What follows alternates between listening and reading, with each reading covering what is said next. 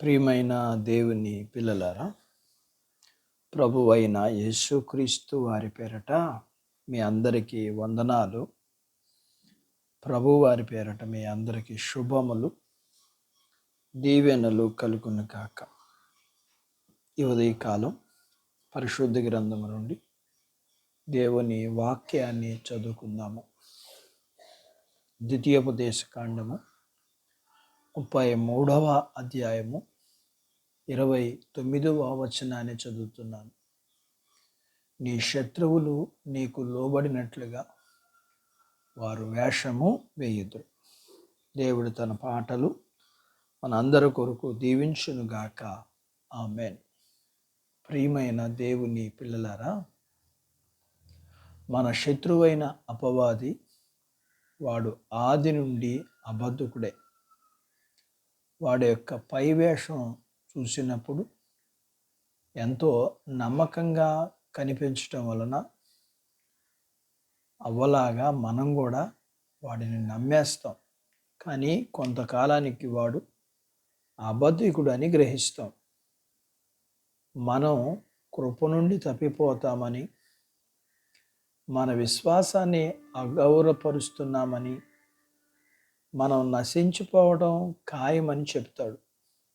అయితే ప్రభువులో విశ్వాసం ఉంచినప్పుడు మనం ఎంత మాత్రం దారి తరిగిపోకుండా ఆయన కాపాడుతాడు. అయితే ప్రభువే ఈ విషయాలన్నీ మనకు అర్థమయ్యేటట్లు చేస్తారు. అపవాదు మనకు పెట్టే భయాలు అనేకాలు. మనకు ఆహారం దొరకదని, మన పిల్లలతో కలిసి ఆకలితో అలమటిస్తామని మనల్ని బెదిరిస్తాడు. అయితే కాకులను పోషించే దేవుడు మనల్ని మరిచిపోడు. మనల్ని ఆకలితో ఉంచడు. మన శత్రువులు ఎదుట మనకు భోజనం సిద్ధపరుస్తాడు. పగటిపూట ఎగిరే బాణాలు, చీకటిలో సంచరించే తెగులు, అవి మన మీదకు వస్తున్న శ్రమల నుండి మనను దేవుడు విడిపించలేడని, అంతేకాదు ఇక మన పరిస్థితి అయిపోయింది, దేవుడు విడిపించలేడని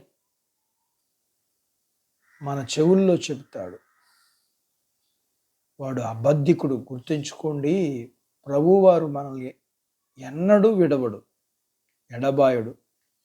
ఈ విషయం మనం చదువుతాం, వింటాం. కానీ వాడు దొంగ.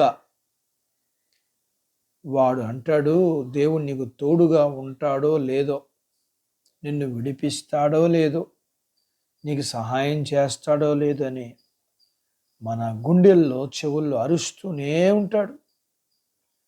అయితే దేవుడు మనకు సహాయం చేసినప్పుడు వాడు నోరు మూయబడుతుంది.